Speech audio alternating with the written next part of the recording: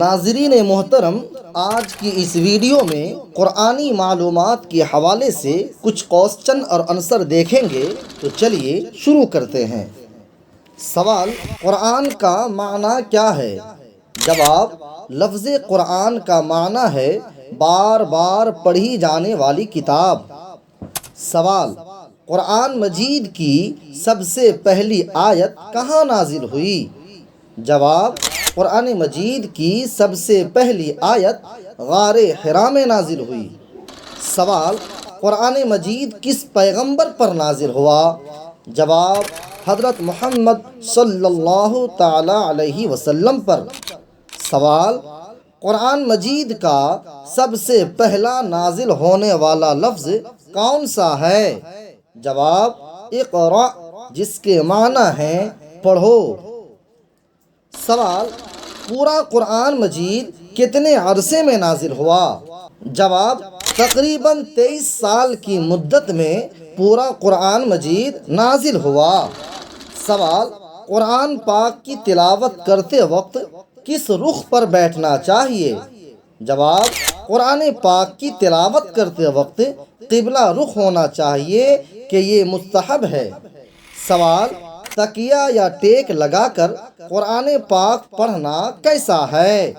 جواب: تکیہ یا ٹیک لگا کر قرآن پاک نہیں پڑھنا چاہیے، بلکہ سیدھا بیٹھ کر خشوع و خضوع کے ساتھ تلاوت کرنی چاہیے۔ سوال: کیا قرآن مجید لیٹ کر پڑھ سکتے ہیں؟ جواب: جی ہاں، قرآن مجید لیٹ کر بھی پڑھ سکتے ہیں، جبکہ پاؤں سمٹے ہوئے ہوں۔ سوال: دنیا میں سب سے زیادہ پڑھی جانے والی کتاب کون سی ہے؟ جواب: دنیا میں سب سے زیادہ پڑھی جانے والی کتاب قرآن مجید ہے۔ سوال: قرآن مجید میں کل کتنے پارے ہیں؟ جواب: قرآن مجید میں کل 30 پارے ہیں۔ سوال: قرآن مجید میں کل کتنی سورتیں ہیں؟ جواب: قرآن مجید میں کل 114 سورتیں ہیں۔ سوال: قرآن مجید میں کل کتنی منزلیں ہیں؟ جواب: قرآن مجید میں کل 7 منزلیں ہیں۔ سوال: قرآن مجید میں احناف کے نزدیک کتنے سجدے ہیں؟ جواب: قرآن مجید میں احناف کے نزدیک 14 سجدے ہیں۔ سوال: قرآن مجید کی سب سے بڑی اور سب سے چھوٹی سورہ کون سی ہے؟ جواب: قرآن مجید کی سب سے بڑی سورہ سورہ بقرہ اور سب سے چھوٹی سورہ سورہ کوثر ہے۔ سوال: سورہ بقرہ میں کتنی آیتیں ہیں؟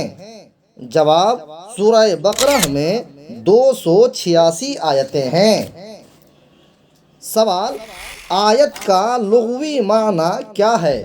جواب: آیت کا لغوی معنی نشانی کے ہیں۔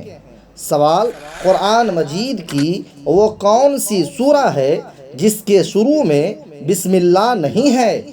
جواب: سورہ توبہ۔ سورہ توبہ کے شروع میں بسم اللہ نہیں ہے۔ سوال: آیت الکرسی قرآن پاک کی کس سورہ میں ہے؟ جواب: آیت الکرسی قرآن پاک کی سورہ بقرہ میں ہے۔ سوال: وہ کون سی جگہیں ہیں جہاں قرآن شریف پڑھنا ناجائز ہے؟ جواب: غسل خانہ اور نجاست کی جگہ مثلاً بیت الخلاء میں قرآن شریف پڑھنا ناجائز ہے۔ لہٰذا امید ہے کہ آپ کو بہت اچھے طریقے سے سمجھ میں آ گیا ہوگا۔ آپ تمامی اسلامی بھائیوں سے التجا ہے کہ ویڈیو کو لائک کرنے کے ساتھ ساتھ اسے صدقہ جاریہ کی نیت سے اپنے دوست احباب اور رشتہ داروں میں شیئر کر دیجئے تاکہ وہ بھی اس سے فائدہ حاصل کر سکے۔ اپنا خیال رکھیے گا، مجھے دعاؤں میں یاد رکھیے گا۔ السلام علیکم ورحمۃ اللہ وبرکاتہ۔